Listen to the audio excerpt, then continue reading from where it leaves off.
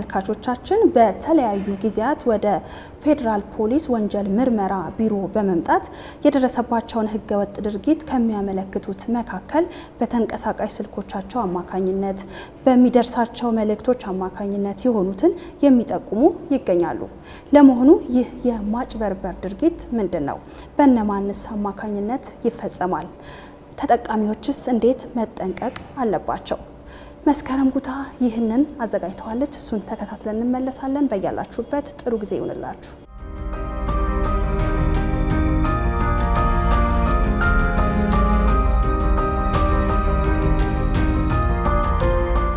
በተንቀሳቃሽ ስልኮች ከገንዘብ ጋር በተያያዘ የሚፈጸሙ ወንጀሎች ከተጠቃሚዎች ደካማ አጠቃቀም በተጨማሪ ደንበኞች እንዳይጭበረበሩ የሚሰጠው የማስጠንቀቂያ ዘዴ ህግ አስከባሪዎች ለጉዳዩ ያላቸው ክትትል ትኩረት የሚፈልጉ እንደሆኑ ባለሙያዎች ይናገራሉ።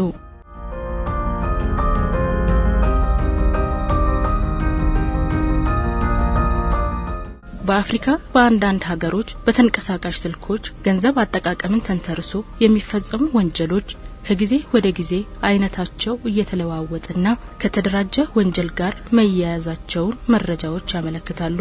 በሀገራችን በተንቀሳቃሽ ስልኮች አማካኝነት በሚደርሳቸው ሐሰተኛ የሽልማት መልእክቶች ገንዘባቸውን ካጡ ግለሰቦች ጥቂቶቹ ለፖሊስ አመልክተዋል።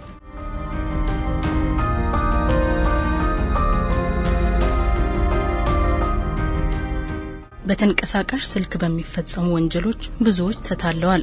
ድርጊቱ በስልካቸው ገንዘብ በሚጠቀሙ ላይ ያተኩራል። በሞባይል ባንኪንግ የሚጠቀሙባቸው ለምሳሌ ኮከብ 889 ሊሆን ይችላል ኦር ሌሎችም የሚጠቀሙባቸው ነገሮች በመጠቀም ይሄን አስገቡ እያሉ ሞባይል ባንኪንግ በሚጠቀሙበት ሞባይል ላይ እንዲጠቀሙ ያደርጓቸዋል። ሰዎቹም እዛ ላይ ደውሉበት ሲሏቸው ትራይ አጌን የሚል ነገር ሲሰጧቸዋል። ነገር ግን ትራይ አጌን ሲላቸው ገንዘቡ እየተወሰደ መሆኑን ነው። ሞባይል ቁጥራቸው እነዛን ነው የሚሰጧቸው። ገንዘብ መጠኑን እንዲቆረጥ የሚያደርጓቸው ከነዛ ሰዎች ነው። ስለዚህ በዚህ ሁኔታ ላይ ያደርጓቸዋል።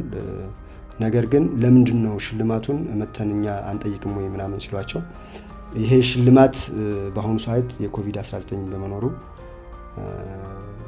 መምጣት መነካካት አስፈላጊ ስላልሆነ በዛ ሁናችሁ የምታገኙበትን ነገር እንፈጽማለን ማለት ሁኔታዎች አሉ። የተጎዱ ግለሰቦች ስለ ህገወጡ ተግባር ይናገራሉ።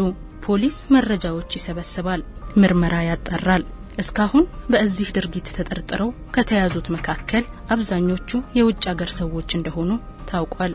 እነሱን በመቀበል የሚያርፉበትን በማመቻቸትና ለሚፈጽሟቸው ድርጊት ተባባሪ በመሆን ደግሞ የሀገር ውስጥ ሰዎች ይገኙበታል። አብዛኛውን ጊዜ የሞባይል ተጠቃሚዎችን በማታለልና በማጭበርበር ገንዘባቸውን ከአካውንታቸው እንዲወጡ የማድረግ ሁኔታዎች አሉ። ይህንንም ከቴሌኮምና ገንዘብ ከሚወጣባቸው ባንኮች የማነጋገር ሁኔታዎች ነበሩ። ነገር ግን አብዛኛውን ጊዜ በሞባይል ባንኪንግ ላይ ያሉት ሚኑዎች ዘላይ ይሄን ያስገባ የሚለው ላይ ቁጥሮችን እነዛን አውጥተው ለግለሰቦቹ እንዲገቡ በማድረግና የነዛን የግለሰቦች የሚደውሉትን የገንዘብ የሚደውሉትን ስልክ ቁጥር እንዲገባ በማድረግና የገንዘብ መጠኑን ደግሞ እዛው ላይ እንዲያስገቡ በማድረግ እንዲቆረጥባቸው የማድረግ ሁኔታዎች አሉ። በዚህም የተነሳ እነዚህ ግለሰቦች ተበዳዮች ተጭበርብረናል በማለት ወደኛ ይመጣሉ። እኛም ይሄን ሁኔታ በማጣራት ላይ እንገኛለን ማለት ነው። በፌደራል ፖሊስ ወንጀል ምርመራ ቢሮ የተለያዩ አይነት የወንጀል ድርጊቶች ምርመራ ይጣራባቸዋል። ከሰሞኑ ቢሮ የደረሰውን ጥቆማ መሰረት አድርጎ ተጠርጣሪዎቹን በቁጥጥር ስር ሊያውል ችሏል።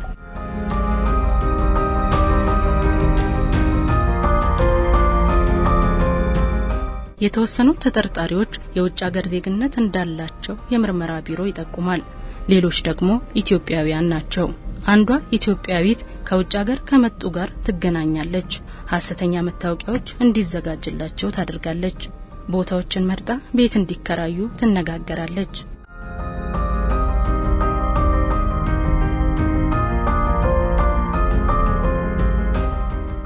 የሚፈልጉትን ስልክ ቁጥር በተለያዩ መንገዶች በማግኘት ይደውላሉ። በተንቀሳቃሽ ስልኩ የተደወለለት ግለሰብ ስልኩን አንስቶ ያናገራል። ሽልማት እንደደረሰው ይበሰርለታል። የሽልማት አይነቶቹ ይዘረዘርለታል። 300 ሺህ ብር፣ መኪና፣ የልብስ ማጠቢያ ማሽን፣ ሞተር ሳይክል ወይም ሌሎች ንብረቶች ሊሆኑ ይችላሉ። ሽልማቱን ለመውሰድ የሞባይል ባንኪንግ ተጠቀም በማለት ኮከብና መሰል እንዲሁም 3 ቁጥሮችን እንዲጠቀም ይነግረዋል።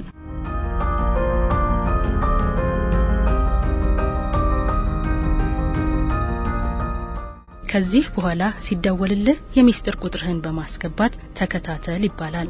እንደተባለው ሲያደርግ የሱ ብሮች በሙሉ ወደ እነሱ የባንክ ተቀማጭ ሂሳብ ይዘዋወራል።